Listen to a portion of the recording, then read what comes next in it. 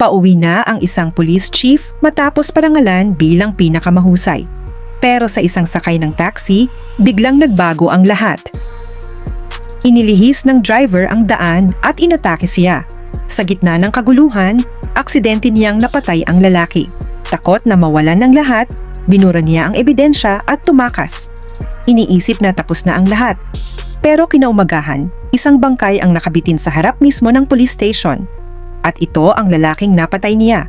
Nagsisimula ang kwento sa isang batang lalaki na walang magawa habang kinukuha ng mga pulis ang kanyang ama. Umiiyak siya at nagmamakaawa, ngunit walang nakikinig. Naiwan siyang mag-isa, puno ng luha. Paglipas ng panahon, makikita si Detective Choi na nakatayo sa harap ng maraming tao habang tumatanggap ng parangal. Kalma at propesyonal ang kanyang itsura, ngunit halata ang pagmamalaki sa kanyang mga mata. Pinuri siya ng kanyang boss dahil sa kanyang dedikasyon at sipag, at tinawag siyang isa sa pinakamahusay na detective sa kanilang hanay. Malakas ang palakpakan ng kanyang mga kasamahan habang bumabalik siya sa istasyon. Kabilang sa kanila si Dong Jae, isang batang pulis na itinuturing ni Choi na parang nakababatang kapatid. Malapit ang kanilang samahan, hindi lang bilang magkatrabaho kundi bilang magkaibigan. Sinuri ni Choi ang ulat ni Dong Jae at binigyan siya ng payo. Bilang pulis, sabi niya, kailangang isantabi ang emosyon at unahin ang mga katotohanan kahit gaano pa ito kasakit. Inimbitahan din ni Choi si Dong Jae sa kanyang bahay sa darating na weekend dahil kaarawan nito. Kinagabihan, nag-inuman ang buong team upang ipagdiwang ang tagumpay ni Detective Choi. May tawanan, inuman at binigyan pa siya ng regalo isang tie clip bilang pasasalamat. Nang matapos ang selebrasyon, sumakay si Choi ng taxi. Dahil sa pagod, nakatulog siya sa likurang upuan. Pagkagising niya, may kakaiba siyang naramdaman. Mali ang dinadaanan ng taxi. Sinabi niya sa driver na lumagpas ito sa tamang likuan, ngunit hindi sumagot ang driver at biglang bumilis ang takbo. Nakaramdam ng panganib si Choi, kaya hinawakan niya ang balikat ng driver at pinahinto ito. Sa halip, pumasok ang taxi sa isang liblib na daan sa bundok bago tuluyang huminto. Bumaba ang dalawa sa sasakyan, biglang naglabas ng kutsilyo ang driver. Tinanong ni Choi kung bakit niya ginagawa ito. Walang emosyon na sagot ng lalaki. Kailangan mong mamatay para mabuhay ako? At agad siyang umatake. Nagkaroon ng matinding sagupaan habang sinusubukan ni Choi na ipagtanggol ang sarili at maagaw ang kutsilyo. Sa gitna ng laban, aksidenteng bumalik ang talim at nasaksak ang umatake. Nataranta si Choi nang makita niyang patay na ang lalaki. Aabutin na sana niya ang kanyang telepono upang tumawag sa pulis, ngunit tumunog muna ito. Ang tumatawag ay ang kanyang boss na nagsabing itinutulak ng mga nakatataas ang kanyang promosyon sa headquarters. Binalaan siya na mag-ingat dahil anumang iskandalo ay maaaring sumira sa kanyang kinabukasan. Tumingin si Choi sa bangkay at napagtantong kailangan niyang pumili. Dahil sa takot na mawala ang lahat ng pinaghirapan niya, hindi niya inireport ang insidente. Nilinis niya ang kutsilyo, tinanggal ang mga bakas ng daliri, kinuha ang dashcam footage ng taxi at tumakas. Iniwan ang bangkay sa tahimik na gabi. Kinabukasan, isang babae ang papasok sa trabaho nang mapatingin siya pataas at matigilan. Isang bangkay ng lalaki ang nakabitin sa crane sa harap mismo ng police station. Nagkagulo ang lahat. Dumagsa ang media at ang mga tao. Mabilis na nagtungo si Detective Choi sa lugar. Nang makita niya ang katawan, nanlumos siya ito ang lalaking napatay niya. Kahit kalmado ang kanyang mukha, nagkakagulo ang kanyang isipan. Nagkunwari siyang hindi kilala ang biktima at tahimik na pinanood ang forensic team habang kinokolekta ang ebidensya. Nang buhatin ng isang pulis ang murder weapon upang kuhanan ng fingerprints, halos hindi na makahinga si Choi. Maya-maya, palihim na bumalik si Choi sa pinangyarihan ng insidente, ngunit laking gulat niya nang makita na malinis na ang lahat. Parang walang naganap na laban. Samantala, inatasan ni Detective O si Dong Jae na suriin ang taxi na sangkot sa kaso. Sa loob nito, may natagpuan siyang nakakapangilabot isang tie clip na kapareho ng ibinigay nila kay Detective Choi noong gabing iyon. Natigilan si Dong Jae at palihim na tumingin sa paligid. Tahimik niyang itinago ang tie clip at hindi nagsalita. Umalab ang kaso sa media. Isang bangkay na nakabitin sa harap ng police headquarters, tila isang mensahe laban sa kapulisan. Galit na galit ang police commissioner, nag-aalala sa kanyang reputasyon. Hinarap niya si Detective Choi at inutusan siyang pamunuan ang investigasyon at agad mahuli ang salarin. Sumang-ayon si Choi, ngunit malayo ang kanyang isip. Habang tinatalakay ng team ang mga detalye ng kaso, tahimik lamang siyang nakikinig, balot ng takot at pangamba. Bawat sandali ay parang countdown patungo sa pagkakabunyag ni Detective Choi. Nang marinig niyang walang nakuhang fingerprints sa loob ng taxi, bahagya siyang nakahinga ng maluwag. Saglit niyang inisip na ligtas na siya. Ngunit hindi nagtagal ang ginhawang iyon. May bagong natuklasan ang forensic team mga skin cells sa ilalim ng kuko ng unang biktima. Ayon sa kanila, may gasgas na sapat ang lalim para magdulot ng sugat. Ang kulang na lang ay DNA match. Hindi na malayang hinawakan ni Choi ang kanyang leeg. Naaalala ang gasgas na tinamo niya noong gabing iyon. Muling bumalik ang takot. Sinimulan ng mga investigador na suriin ang mga CCTV footage upang matunton ang dinaanan ng taxi.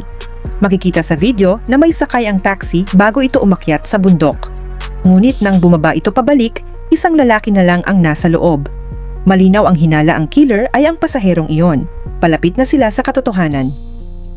Dahil sa pangamba, dali-daling bumalik si Choi sa lugar kung saan siya sumakay ng taxi. Maingat niyang tiningnan ang paligid hanggang sa may makita siyang ikinabog ng kanyang dibdib, isang CCTV camera na nakapwesto mismo sa itaas ng bangketa. Kinabahan siya. Agad siyang bumalik sa istasyon at palihim na kinuha ang footage. Ngunit habang ginagawa niya ito, may naramdaman siyang nakatingin sa kanya. Paglingon niya, si Dongjay ang nakita niya. Tahimik lamang si Dongjay. Hindi nagtagal, nakagawa ng malaking tuklas si Dongjay.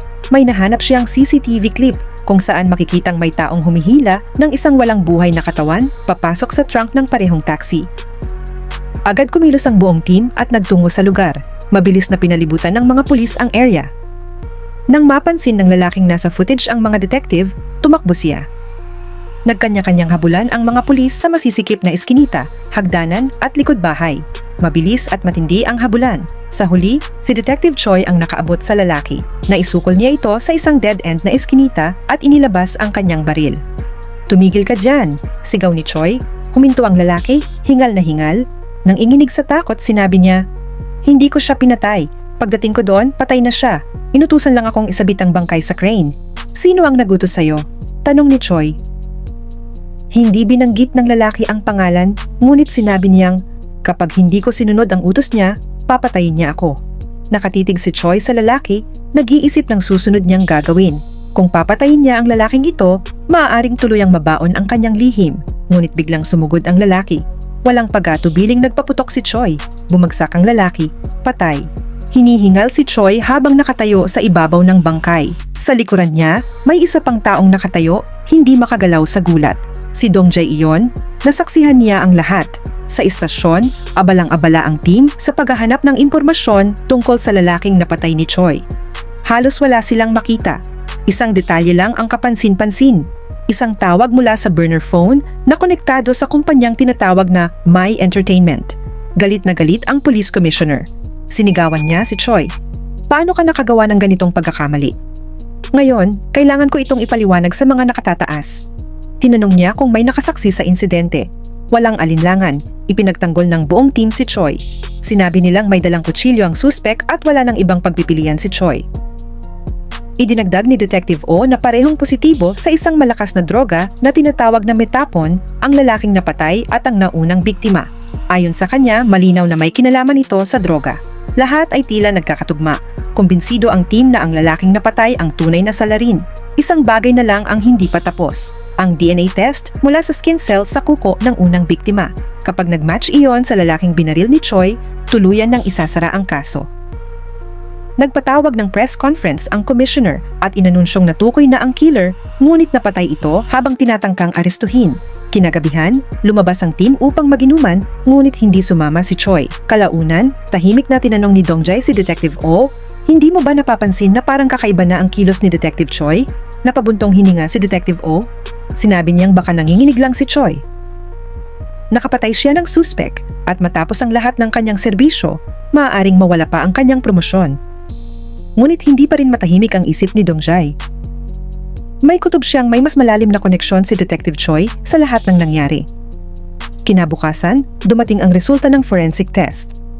Hindi nagmatch ang DNA. Hindi ang lalaking binaril ni Detective Choi ang tunay na killer. Nang malaman ito ng police commissioner, galit na galit siya. Nauna nang inanunsyo ng police commissioner sa publiko na tapos na ang kaso. Dahil dito, wala na siyang atrasan. Para mailigtas ang sarili at ang kanyang reputasyon, sinabi niya kay Detective Choi na dahil patay na ang mga lalaking sangkot, ililibing na lamang nila ang buong ulat. Isisisi ang pagpatay sa patay na suspek at tuluyang isasara ang kaso. Ang tanging kailangan gawin ni Choi ay siguraduhing mananatiling tahimik ang lahat, ngunit hindi ito matanggap ni Dongjai. Ayaw niyang hayaang mabaon sa limot ang katotohanan, kaya nagpasya siyang hanapin ito sa sarili niyang paraan. Palihim niyang nakuha muli ang CCTV footage na dating inakaw ni Detective Choi. Habang pinapanood niya ito ng mabuti, may isang detalyeng hindi niya mapagkakaila. Si Detective Choi ang huling pasaherong sumakay sa taxi noong gabing iyon. Kalaunan, hinarap ni Dongjai si Detective Choi. Sinabi niya na may isang senior officer siyang lubos na nirerespeto, isang mabuting tao sa kanyang paningin. Ngunit ibinahagi rin niya na may natagpuan siyang mahalagang ebidensya sa crime scene na pag-aari ng naturang senior. Inamin niyang nakita niya si Choi na nagnanakaw ng CCTV footage at ngayon ay nasa kanya na muli ang video. Sa kabila ng malinaw na ebidensya, pinili ni Dongjai na huwag isumbong si Choi. Sa halip, nagtiwala siya rito, umaasang gagawin ng kanyang senior ang tamang desisyon. Inabot ni Dongjai ang tie clip at ang video footage kay Choi, saka tahimik na umalis. Kahit alam na niya ang katotohanan, hati pa rin ang kanyang damdamin. Samantala, nagsimula si Detective Choi ng sarili niyang lihim na investigasyon. Kailangan niyang matukoy kung sino ang tunay na utak sa likod ng lalaking nagtangkang pumatay sa kanya. Pinuntahan niya ang isang drug dealer at nagtanong kung may bumili kamakailan ng metapon. Ikinuwento ng dealer ang tungkol sa isang aktor na si Kim Jin-gyu na naaresto dahil sa paggamit ng naturang droga. Si Kim Jin-gyu ay konektado sa Mirai Entertainment. Pinuntahan ni Choi ang Mirai Entertainment at tinanong ang manager tungkol kay Jin-gyu. Ayon sa manager, matagal nang umalis si Jin-gyu sa kumpanya. Ngunit makalipas ang ilang sandali, muling tumawag ang manager kay Choi at sinabing nais siyang makausap ni Jin-gyu. May bar daw itong pinapatakbo na tinatawag na Mojo at doon sila maaaring magkita.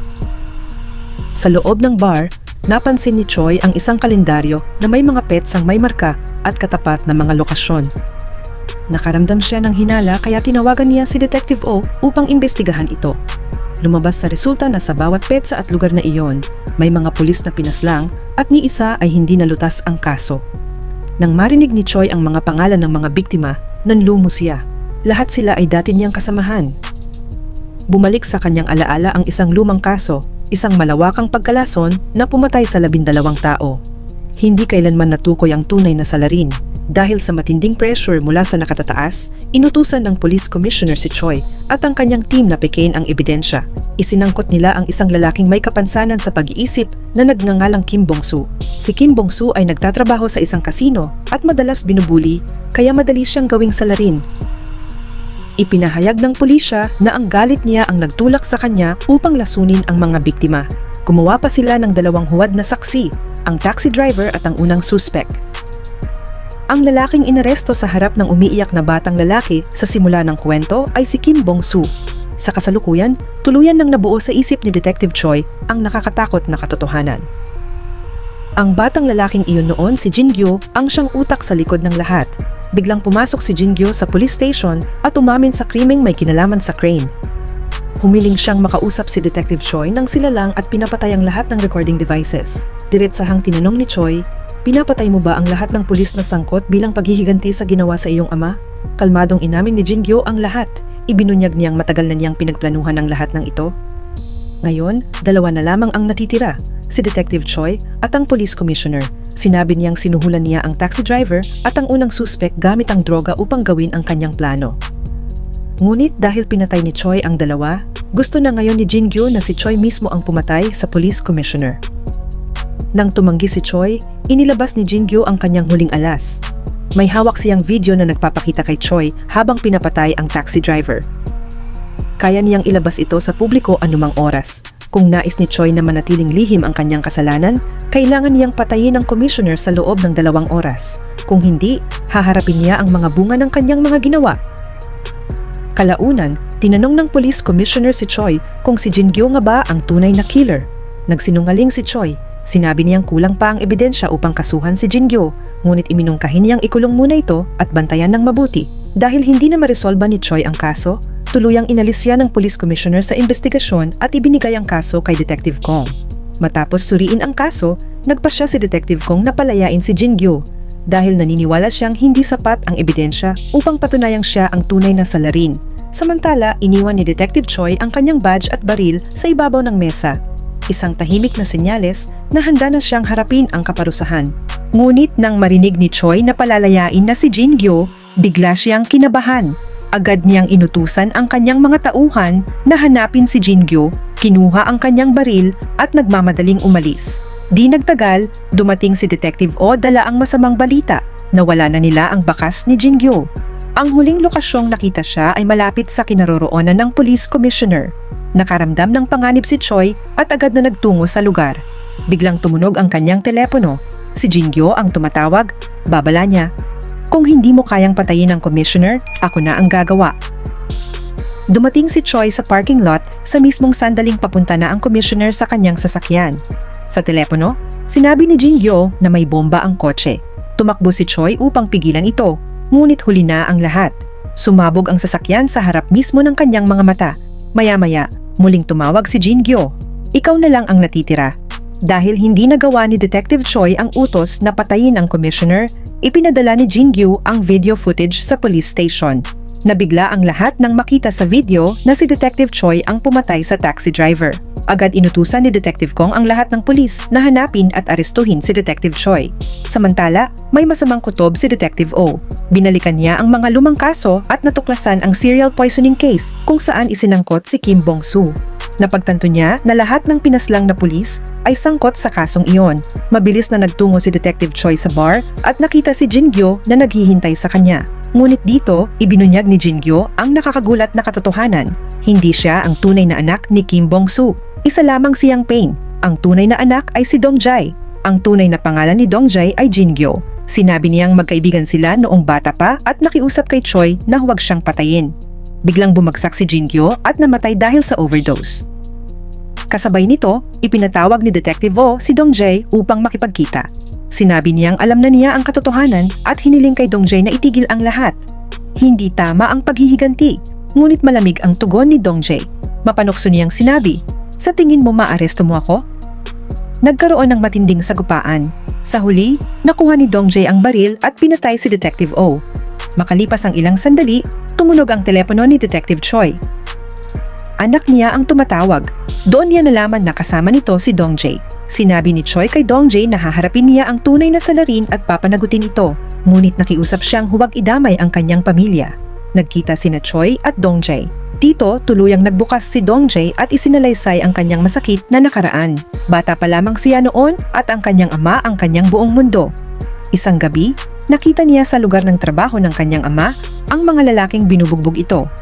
Sa sobrang galit at sakit, nilagyan niya ng cyanide ang lahat ng kanilang inumin at napatay silang lahat. Kahit umamin si Dong-jae, tumanggi ang pulisya na maniwala. Sa halip, pineke nila ang ebidensya at isinisi ang krimen sa kanyang ama na kalaunan ay hinatulan ng kamatayan. Mula noon, sinimula ni Dong-jae ang plano ng kanyang paghihiganti. Gulat na gulat si Detective Choi sa katotohanan. Dumating ang mga pulis at biglang tumakbo palabas ng sasakyan ang anak ni Choi. Tinukso siya ni Dong-jae, sinabing ang sandaling ito ay katulad ng araw na nakita niyang inaaresto ang kanyang ama. Ipinahayag niyang tapos na ang kanyang paghihiganti at hiniling kay Choi na tuparin ang pangako. Ang patayin siya. Wasak ang puso ni Choi. Naniniwala siyang ang pagsuko ang tamang gawin. Ngunit bago pa man iyon mangyari, kinitil ni Dong-jae ang kanyang sariling buhay. Lumuha si Choi habang pinapanood ito. Punong-puno ng pagsisisi. Si Dong-jae ay isang taong tunay niyang minahal at pinahalagahan. Isang flashback ang ipinakita. Si Dong-jae na bagong graduate mula sa cadet school, puno ng pangarap na sumali sa unit ni Choi. Ipinagmamalaki siya ni Choi, hindi kailanman inakalang bahagi iyon ng isang matagal na planong paghihiganti. Sa huling eksena, marahang ngumiti si Choi sa kanyang anak habang pumapasok siya sa police car. Ipinapakita nitong pinili niyang gawin ang tama at panagutan ang lahat ng kanyang ginawa. Maraming salamat sa panunood, hanggang sa susunod na recap.